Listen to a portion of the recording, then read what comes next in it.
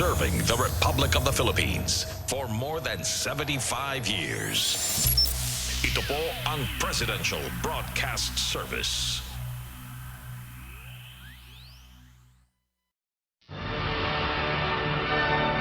From the Presidential Palace, Manila, Dateline Malacañang.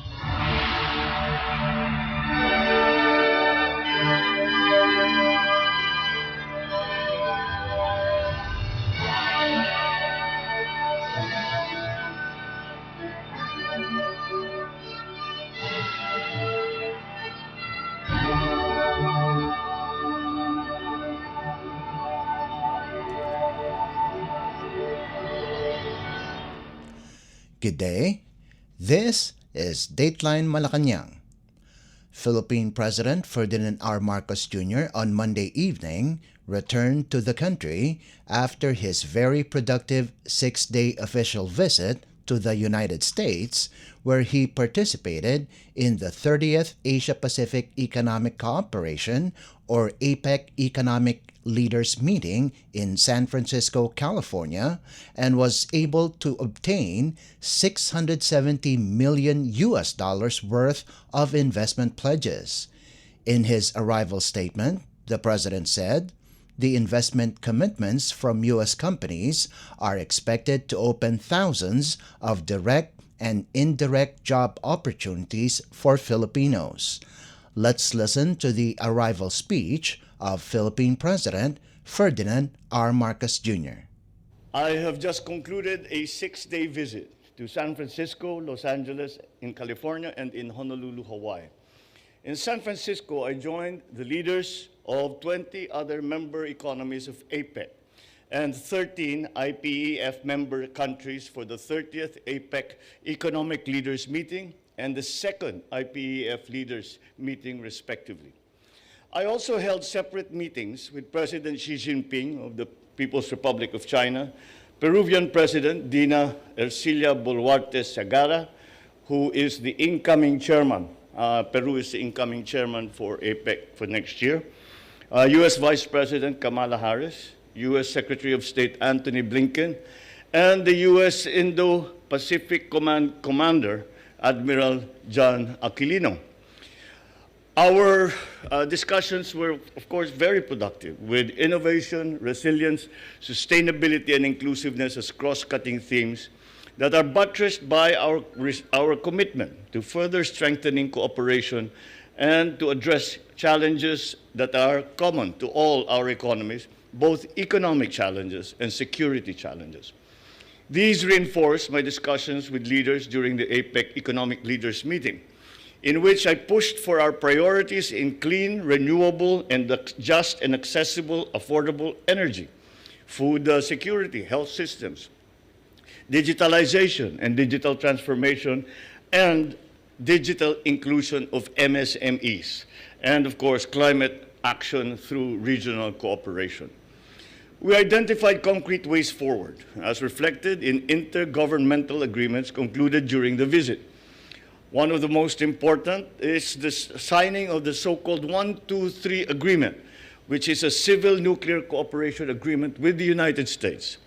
This paves the way for potential nuclear power projects with American providers, as well as for streamlining licensing requirements for the private sector with respect to investments on nuclear-related intangible transfers of technology, while ensuring the highest standards of safety, security, and safeguards.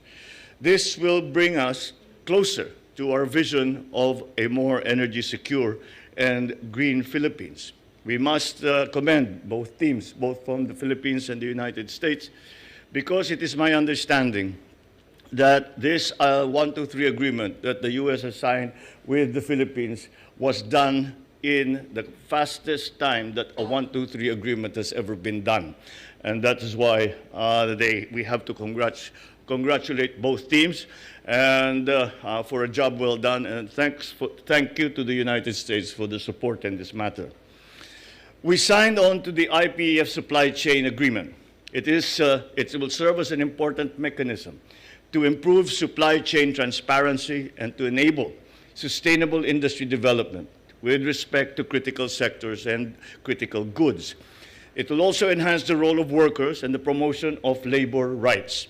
The agreement provides a framework for mobilizing sustainable investments and technologies and knowledge transfers from IPEF partners, including the United States, to the Philippines. I also met a number of U.S. companies that are looking to enter Philippine markets, as well as further expand those that have an existing presence and operations in our country. Among them, since we were in San Francisco, we met with leading technology companies and investors from Silicon Valley. Our discussion focused on our vision of technological inclusivity and shared growth. So I look forward to the continuing collaboration between our agencies and these companies as we adapt to emerging technologies such as the generative AI to ensure that our regulatory framework and workforce development programs are responsive. Embracing the use of advanced technologies in the Philippines, we concluded a number of public, private, and private sector agreements with U.S. companies. The DOST and ATMO are partnering on an AI-powered weather forecasting system that will help the Philippines build resilience to climate change. Astranis and Orbitz Corp have joined forces to bring reliable internet connectivity to underserved areas in the Philippines. This $400 million partnership will be a catalyst for economic growth and digital transformation in the energy sector. Essentially, what that project is about is that now the Philippines is launching a satellite dedicated for the Philippines alone. And this is for communication, and this will increase the coverage of our internet providers. And by the way, we named the satellite Aguila. In the energy sector, Ultrasafe Nuclear Corporation and Meralco are undertaking pre-feasibility studies on micro-modular reactors. This partnership is a significant step towards exploring clean and sustainable energy options for the Philippines.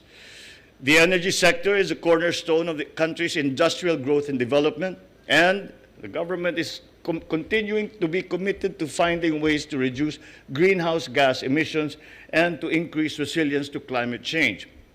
We were able to sign that pre-feasibility agreement simply because the 123 agreement with the United States had been perfected, and that now gave us the green light to continue with those projects that have really been in the offing, waiting in the wings for the 123 agreement. In the pharmaceutical sector, Lloyd Laboratories and DifGen Pharmaceuticals have formed a joint venture for the product development and export of pharmaceutical products to the U.S. The Philippines is emerging as one of the fastest growing pharmaceutical markets in Southeast Asia, and this joint venture is a significant step towards expanding the country's local production share. In the healthcare sector, AC Health and Varian have embarked on a groundbreaking partnership to improve access to quality cancer care in the Philippines. This cooperation agreement is a significant step in the fight against cancer. It reflects the Philippines' growing potential as a leading healthcare destination in Asia. Altogether, we return to the Philippines with more or less $670 million in investment pledges that have the potential to create thousands of direct and indirect jobs for Filipinos within our country. We look forward to seeing more of these partnerships materialize in the months ahead, especially with the visit of the high-level U.S. Presidential Trade and Investment Mission in March next year. And we are also co-hosting the 2024 Indo-Pacific Business Forum. Just as an explanation, the high-level business delegation that is coming is a delegation that was formed by President Biden himself, and upon the request of the Philippines to explore the different opportunities for investment and for operations here in the Philippines, especially in the targeted sectors that we have been speaking about. And this is, in fact, a new feature, as there has never been a presidential high-level delegation to any country before. And that is, again, because of our continuing strong partnership with the United States. Of course, my visit would not have been complete without engaging with our kababayans in the Filipino communities around the cities where we visited. I had the great pleasure to meet about 1,000 of our kababayans in each of the 3 cities that we stopped at, including those from neighboring states, all the way from Alaska, Arizona, Nevada, Oregon, Texas, Washington State. They came all the way to be with us both in San Francisco and in Los Angeles. As ever, I thank them for their valuable contributions to their communities in the Philippines and in the United States, including the political achievements of some Filipino Americans. The good words said of Filipinos around the world makes me once again proud to be a Pinoy. I encourage them to unite and to work with us towards building a stronger and more resilient Philippines tungo sa isang bagong Pilipinas. And this morning, or at least that's what it feels like for me, earlier today, I capped my visit with a speaking engagement at the Daniel Inouye Asia Pacific Center for Security Studies, where I shared my reflection on the most crucial challenges to our common aspirations of a peaceful and prosperous future for the Philippines and the region, securing the peace in the West Philippine Sea, and securing strategic sectors and critical infrastructures up to and including cyber security and strengthening of our digital space. Despite the evolving and complex challenges, my message was one of optimism, that together with the U.S., our oldest and only treaty ally, and our growing network of other partners, we will be able to bring peace, stability, prosperity to the Indo-Pacific region, as long as our partnerships are based on mutual trust and respect for one another as sovereign equals, and that our actions are anchored in international law, including the UNCLOS and the 2016 Arbitral Award. Philippine President Ferdinand R. Marcos Jr. Dateline Malacañang. Philippine President Ferdinand R. Marcos Jr. expressed optimism about the Philippines' potential as a technological hub, capitalizing on available technological advancements and aided by the country's young and talented workforce. In a media interview before departing for Manila, the president was asked by reporters about his discussions with various United States technological companies and how they can help the Philippines achieve such goals, especially those related to use of artificial intelligence or AI. President Marcos said that the Philippines has a young workforce that are good in technology and just needs a little upskilling. The chief executive also said that he and his team learned many things about the thinking of American planners in the tech industry and about what part the Philippines can play.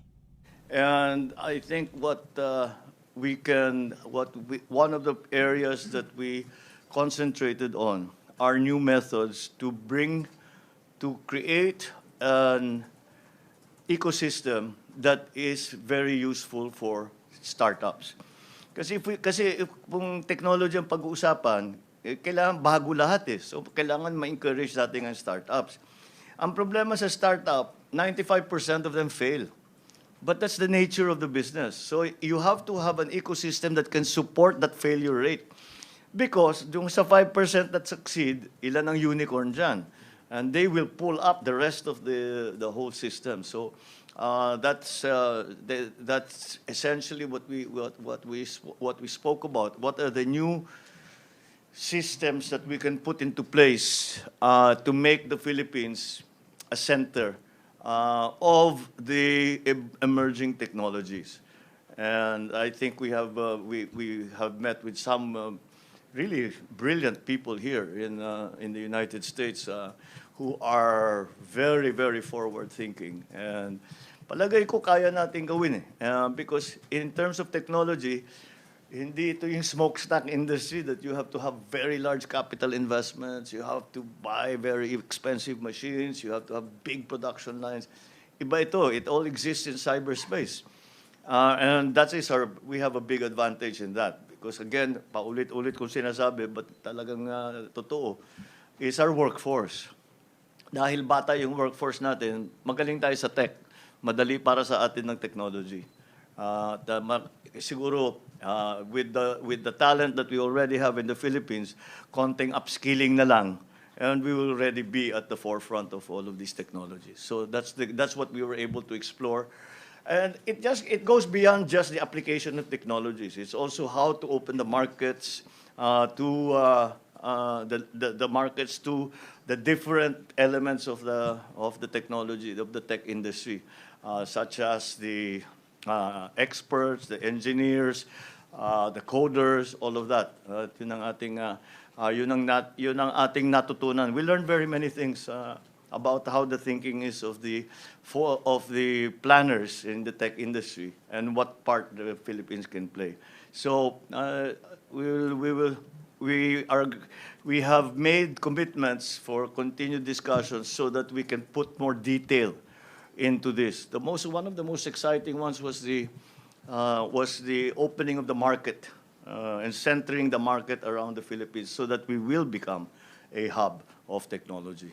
So that's something that we have looked forward to. This, as you all know, it affects every part of every sector of society. With regards to AI security, President Marcos said that this new technology must be properly regulated and monitored to prevent it from being exploited by criminals and from being used as a tool to disseminate fake news and other undesirable possibilities. Dateline Malacañang. Philippine President Ferdinand R. Marcos Jr. is wooing his fellow leaders at the Association of Southeast Asian Nations, or ASEAN, to craft a new Code of Conduct, or COC, to ensure peace in the South China Sea, or SCS. This after the President lamented the slow negotiations on the proposed COC in SCS between ASEAN and China. During the Daniel Inouye Speaker Series at the Asia-Pacific Center for Security Studies in Honolulu, Hawaii on Monday, President Marcos said Vietnam and Malaysia are among the Southeast Asian nations he is trying to convince to come up with another C code to maintain peace in the SCS.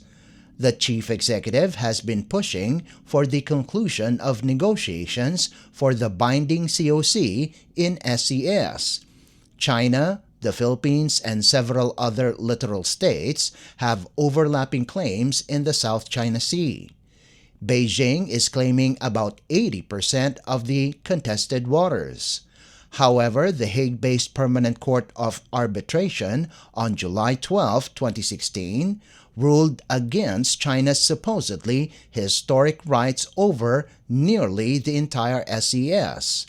President Marcos said the Philippines would continue to strengthen its partnership with the United States, the country's only treaty partner, as well as with other like-minded nations and allies. Aside from getting support from its partners, the Philippines continues to increase its capabilities to respond to the challenges that it is facing, especially as China's island-building efforts edge closer to Philippine shores with its more confrontational stance. Starting with that, we also feel that it is the way forward is to strengthen our partnerships in all with all our neighbors and with all friendly nations who share our ideals, who share our aspirations, who share our values and the respect for the international rule of law.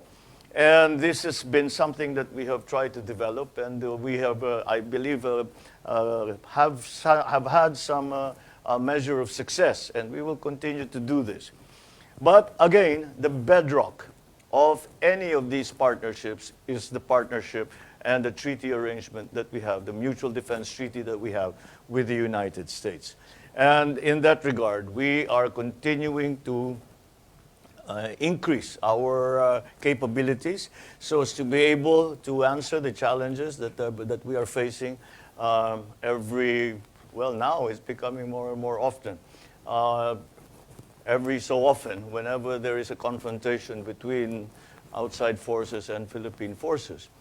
This is, unfortunately, as I have said to some of our partners, unfortunately, I cannot report that the situation is improving. The situation has become more dire than it was before. The nearest reefs that the PLA have started to show interest in terms of slowly using these atolls, these shoals, as a basis for building. Basis really is what they are approaching, have come closer and closer to the Philippine coastline. And the nearest one is now around 60 nautical miles from the nearest Philippine coast. And this is an evolving situation. If you will remember, the Spratly Islands was used by the by the U.S. Navy as a bombing range for a very long time, and so there was no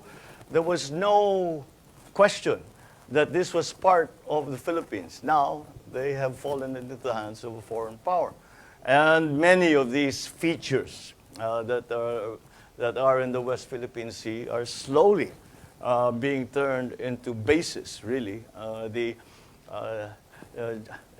Admiral Aquilino just showed me a relief sort of map, not map, but model of one of them. And it is remarkable how the extensive construction and the level of commitment that has been made to those military bases.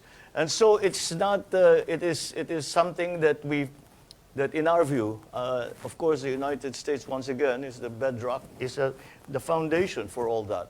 But the more allies we find to speak up whenever such incursions occur, such incidents or events occur, then I think the stronger that voice will be. And so we have encouraged that to a great deal. The United States, of course, has been there. And in every instance where we have had trouble, the U.S. has always been behind us in terms of support, not only in terms of rhetoric, but also in terms of concrete support. But that also applies now to Australia, to South Korea, to Japan. We are now in the midst of negotiating our own code of conduct, for example, with Vietnam, because we are still waiting for the code of conduct between China and ASEAN. And the progress has been rather slow, unfortunately. And so we've taken the initiative to approach those other countries around ASEAN with whom we have existing territorial conflicts, Vietnam being one of them, Malaysia being another, and to make our own code of conduct, and hopefully this will grow further and extend into the other ASEAN countries. And at the very least, we have that basis between not only in the multilateral sphere, as in ASEAN, APEC, all of these other organizations, but also bilaterally with the different countries that around ASEAN who we have conflicts with, but whom I think we can find a way to maintain the status quo, and certainly the most primordial concern is to maintain the peace. Philippine President Ferdinand R. Marcos Jr. Dateline Malacañang. Ambassador Extraordinary and Plenipotentiary of Japan to the Republic of the Philippines, Koshikawa Kazuhiko, on Monday officially inked a grant contract for the third phase of the Safe Vegetable Production Technology Dissemination and Vegetable Distribution System Improvement Project in Luzon. In collaboration with the Japanese non-government organization, the Japan Agricultural Exchange Council, or JAEC, this transformative initiative, valued at $599,412 or approximately 33.54 million pesos, is poised to catalyze agricultural progress in Luzon. Seeking to drive down production costs and boost farmers' income, the project was initiated in March of 2021 with the Department of Agriculture, or DA, provincial governments, and local government units, or LGUs, in Luzon. The project aims to disseminate the technology of applying charcoal, wood vinegar, and compost produced by locally available materials in vegetable fields. It also intends to improve the vegetable distribution process. With full-fledged support, Japan is committed to empowering Filipino farmers and fostering sustainable agricultural practices. Dateline Malacañang. The Philippines Commission on Population and Development, or POPCOM, on Monday said the Philippine Population and Development Plan of Action, or PPDPOA, would address population challenges such as teenage pregnancies and the growing elderly population. In a television interview, POPCOM Deputy Executive Director Lolito Tacardon said, while teenage pregnancies among Filipino women aged 15 to 19 years old have fallen, the incidence on pregnancies among minors aged 10 to 14 has increased. Tacardon said another change in the country's demographic landscape is the steadily growing older population, with Filipinos 60 years of age and older comprised 8.5% of the population, or 9.2 million senior citizens. He said policies must be in place not only to meet the health and long-term care needs of the aging population, but also keep them economically secure and productive. High fertility rate among those with lower educational attainment and socio-economic status, he said, is another challenge that needs to be addressed. As for demographic opportunities, he said, the total fertility rate falling to 1.9 offspring per woman, as well as the steady growth in the Philippines' working-age population, should be optimized.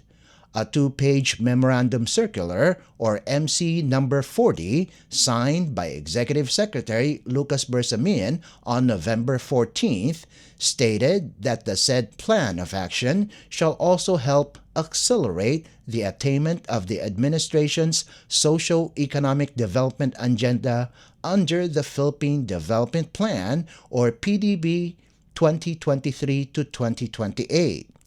To ensure the successful implementation of the PPDPOA 2023 to 2028, the MC directs all concerned national government agencies and instrumentalities and local government units, or LGUs, to support and cooperate. Dateline Malacañang. In a related story, the Philippine population is estimated to reach 115 million people by the end of the year, based on the country's 1.6% annual population growth rate. In a television interview, POPCOM Deputy Executive Director Lolito Tacardon said that in the latest government census conducted in 2020, the population in the Philippines stood at 109 million. When it comes to population size, the Philippines is ranked 13th in the world's most populous country, while it is ranked 7th in the Asia-Pacific region. In relation to this, Tacardon thanked President Ferdinand R. Marcos Jr. for approving the Philippine Population and Development Plan of Action 2023 to 2028 that aims to address the country's increasing population and maximize its demographic opportunities. Dateline Malacañang. And finally, the Philippines National Security Council, or NSC, on Tuesday rejected anew proposals by civilian organizations to form a Christmas convoy aimed at bringing holiday cheers to the military detachment aboard the BRP Sierra Madre in Ayungin Shoal. In a statement, NSC spokesperson Assistant Director General Jonathan Malaya said that while they support in principle the intent of the Atin Ito coalition to bring holiday cheer to the military stationed at the BRP Sierra Madre, undertaking such a convoy to Ayungin Shoal at this time of heightened tensions between the Philippines and China is ill-advised. However, he added that the group could have this Christmas convoy sail to other Philippine-occupied features in the Kalayaan Island group, where other Filipino troops and civilians can be found, such as Lawak Island, Kota Island, Likas Island, Pagasa Island, Parola Island, Panata Island, Patag Island, and the Rizal Reef. By visiting these features, the NSC spokesperson said, the group's Christmas convoy would be able to visit a wider area of the West Philippine Sea and realize further their goal of improving the living circumstances and operational capabilities of fisherfolk and other civilian communities in the area, as well as the West Philippine Sea frontliners. Malaya added that if they wish, they can also turn over to the Philippine Navy, Armed Forces of the Philippines, or PNAFP, and the Philippine Coast Guard, or PCG, the Christmas donations they have collected, and they will gladly bring the donated supplies to BRP Sierra Madre during the routine rotation and resupply missions, or RORE. He also stressed that the military detachments in Ayungin Shoal are well supplied by the PNAFP and supported by the PCG through the regular RORE missions. Dateline Malacañang. Before we conclude our program, we would like to invite everyone to come and visit our Facebook page at Radyo Pilipinas World Service. You will be able to hear and view our Filipino and English programs, including news updates here in the Philippines. Kindly subscribe, like, and share our posts as well. And that concludes this edition of Dateline Malacañang. For Radyo Pilipinas World Service, this is Leo Magpayo. Good day and stay safe. From the Presidential Palace, Manila, Dateline Malacañang.